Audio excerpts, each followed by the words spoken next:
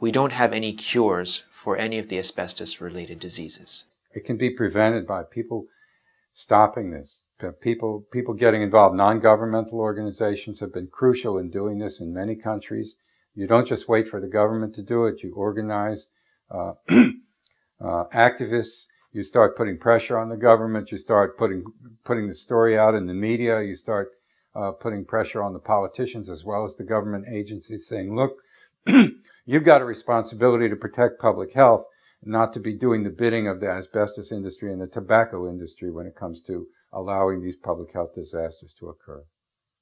As a physician, I have no choice but to oppose and to combat all forms of avoidable sources of human suffering. My advice for countries that are looking to reduce or eliminate exposure or ultimately have a ban on asbestos, really you need to work with your respective governments, presenting them with the health and scientific evidence, bringing your medical and scientific community into this discussion, ensuring that it is a discussion, knowing that it does take time, but it is important to be diligent, to continue, because what you're trying to do ultimately is save lives, and this is of the utmost importance. Well, it's been abandoned in Europe and North America. For some reason, Africa, maybe they're so poor they don't use much of it.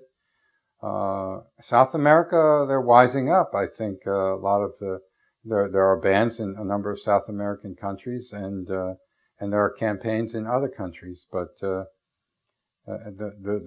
major tonnage of asbestos use today is in Asia, and it's a real tragedy. It's important to ensure that your government really understands that the health costs will outweigh any economic benefit from continuing to use asbestos, because the human toll it can't be measured. The dissymmetry between the consequences of exposure and the possibility of eliminating the exposure makes it compulsory that we decide that we reduce to nothing the exposure.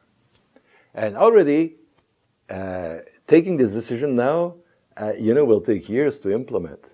And we be bearing the weight of past exposure, which is not insignificant.